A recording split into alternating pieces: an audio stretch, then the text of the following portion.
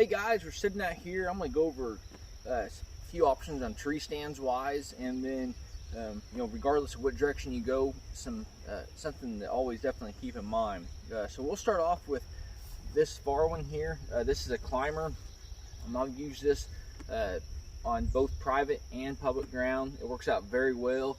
The one thing you got to really watch out for is you got to have a really straight tree and not a whole lot of branches going up, especially on that public ground where you're not able to cut those branches. But that's a great avenue to go. That's an API.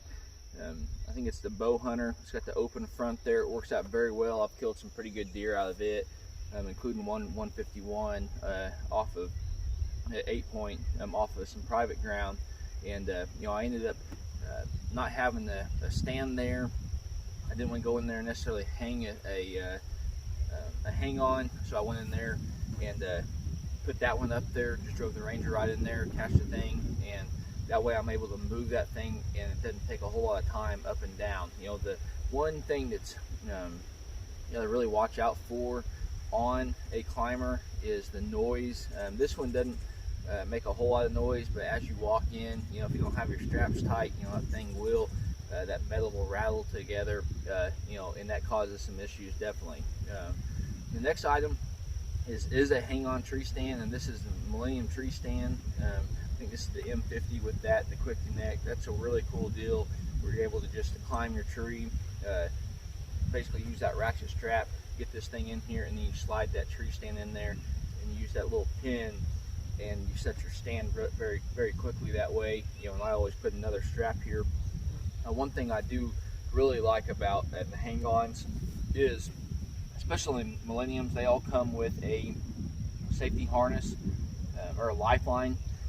But this is another product I use, is Hunter Safety System Lifeline, and I like these because the reflective tape on here. So as you come in there, if you've got some sort of a light, you'll be able to see that and figure out where your tree is very quickly. But these are really comfortable stands. I use these primarily on pieces of property that I've got a really good travel every single year on deer, and that's typically what I'll do. And I always take my hang-ons. I always take all my tree stands down, but I specifically take all my hang-ons down every single year.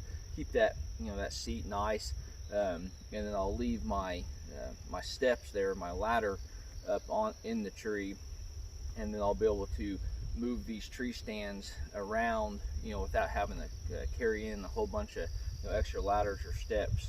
But that's a good way. And then the third option is a saddle. This is something I've recently picked up here, hunted probably 10 to 15 times out of it last year, and was really impressed with it. And the overall strategy that I found most beneficial with this is actually the benefit of being able to have that tree between you and the animal that you're hunting. And so basically what you do is you use steps or a ladder format, and then you're going to be hanging on the back side of the tree facing the tree, and there's typically a platform there. I use Hawk products here.